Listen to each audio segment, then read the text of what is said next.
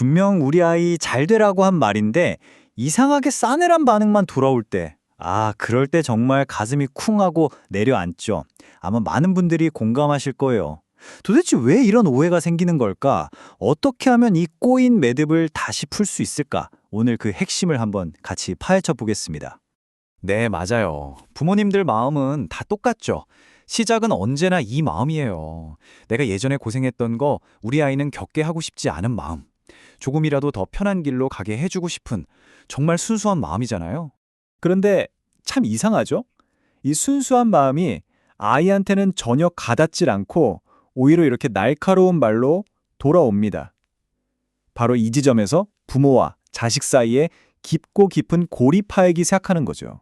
자, 그럼 이 복잡한 문제를 어떤 순서로 풀어가면 좋을지 전체적인 그림을 한번 볼게요.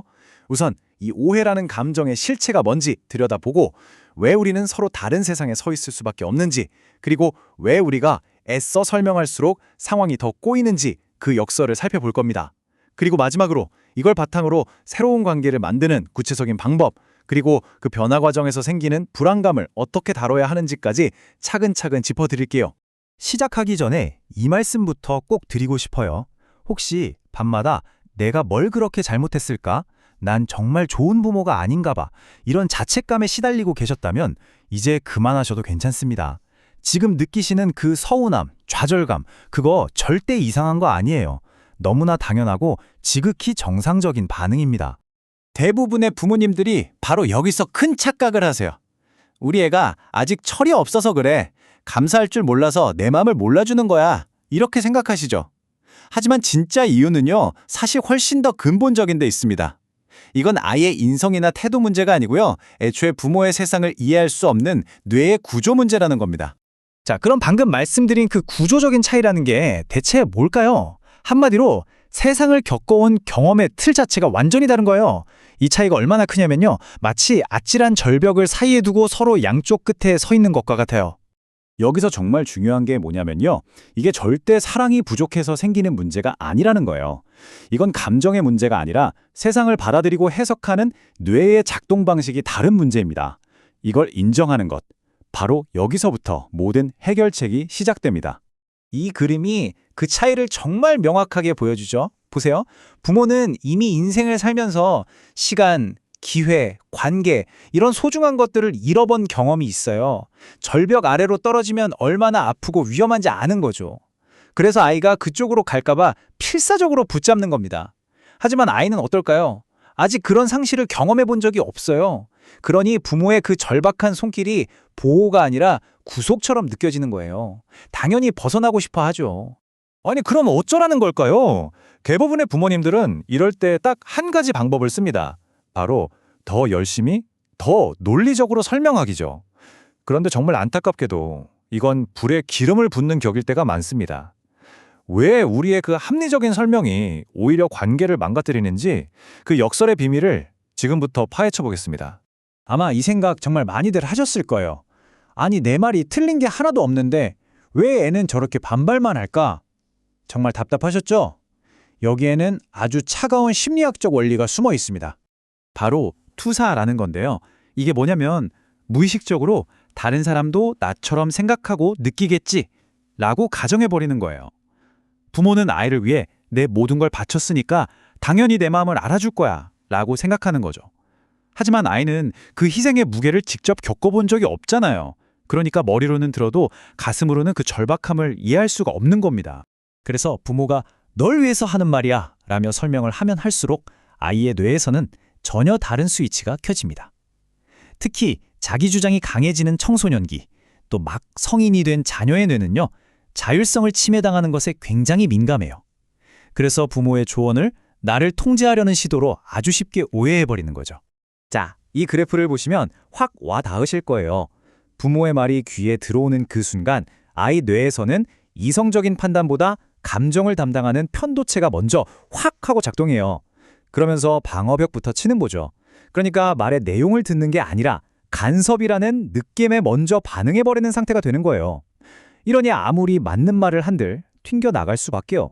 자, 지금까지 문제가 뭔지 아주 명확하게 봤습니다. 그럼 이제 해결책으로 넘어가야겠죠? 핵심은 이겁니다. 어떻게 하면 더 잘 설명할까를 고민하는 게 아니라 관계의 틀, 즉 구조 자체를 완전히 바꿔야 한다는 겁니다. 방법은 의외로 간단명료합니다. 첫째, 말을 줄이고 아이가 직접 경험할 공간을 열어주세요. 부모가 계속 설명하는 대신 스스로 부딪히고 깨닫게 하는 거죠. 둘째, 서운한 감정을 말로 쏟아내는 대신 물리적으로나 감정적으로 거리를 좀 두는 겁니다. 그럼 아이가 스스로 관계를 돌아볼 시간을 갖게 돼요. 그리고 마지막, 이게 사실 제일 중요한데요. 아이 인생의 관리자 역할을 내려놓고 그냥 한 명의 사람으로 다시 관계를 시작하는 겁니다. 물론 머리로는 이해해도 이걸 막상 실천하려고 하면 정말 쉽지 않죠. 오랫동안 내 몸의 밴 습관을 버려야 하니까요. 당연히 불안하고 괜히 죄책감도 들고 그럴 겁니다. 자, 그럼 이 힘든 감정들은 어떻게 다뤄야 할까요? 아마 이 방법을 듣자마자 마음속에서 이 질문이 제일 먼저 떠오르셨을 거예요. 아니, 그렇게 거리를 두다가 우리 애랑 영원히 멀어지면 어떡하지? 이 두려움, 아마 모든 부모님이 느끼는 가장 크고 근원적인 공포일 겁니다. 이 불편한 과도기를 버텨낼 수 있는 마음의 기술이 꼭 필요합니다. 첫째, 지금 느끼는 불안감은요, 내가 실패하고 있다는 신호가 아니라 우리 관계가 변화하고 있다는 아주 긍정적인 신호라는 걸 꼭 기억하세요. 그리고 죄책감이 들 때는 이렇게 생각해 보세요. 그건 사실 죄책감이 아니라 내가 쥐고 있던 통제력을 잃는 것에 대한 불안감이 다른 옷을 입고 나타난 것일 뿐이라고요. 아이의 단기적인 반응에 너무 흔들리지 마세요. 통제가 사라진 바로 그 빈자리에 진짜 자발적인 관계가 자라날 거라는 새로운 구조의 힘을 믿으셔야 합니다. 이게 바로 오늘 이야기의 가장 결정적인 전환점입니다. 우리의 목표를 내 아이를 바꾸는 것에서 내 반응을 바꾸는 것으로 완전히 옮겨오는 거예요. 이건 절대 포기가 아닙니다. 오히려 엉켜버린 관계의 주도권을 내가 다시 찾아오는 가장 현명하고 강력한 전략이에요. 자, 마지막으로 오늘 당장 써먹을 수 있는 아주 구체적이고 실용적인 기술 하나 알려드릴게요. 아이의 말에 서운함이 확 치밀어 오르는 바로 그 순간, 딱 3초만, 정말 딱 3초만 아무 반응도 하지 말고 멈춰보세요. 그 1초 동안 내가 화가 났구나 하고 감정을 알아차리고 2초째에 숨을 한번 크게 쉬고 그러면 3초 뒤에 이성적인 뇌, 전두엽이 작동할 시간을 벌게 됩니다. 그러면 이제 감정적으로 폭발하는 대신 반응을 선택할 수 있게 되죠. 바로 이 3초가 지긋지긋하게 반복되던 악순환의 고리를 끊어내는 결정적인 스위치가 될 겁니다. 여러분 꼭 기억해 주세요.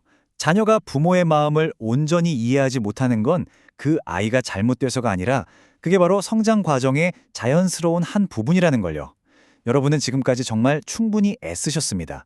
이제는 다른 방식으로 사랑을 표현할 때가 된 것뿐이에요. 꽉 붙잡는 사랑이 아니라 강물처럼 자연스럽게 흐르도록 놓아주는 사랑. 바로 그 사랑이 결국엔 더 오래가고 더 단단한 관계를 만들어줄 겁니다. 그리고 언젠가 아이가 인생의 큰 파도를 만나 힘들어할 때 가장 먼저 떠오르는 사람은 끊임없이 통제하려던 부모가 아니라 묵묵히 믿고 기다려주었던 바로 당신이 될 거라고 저는 확신합니다.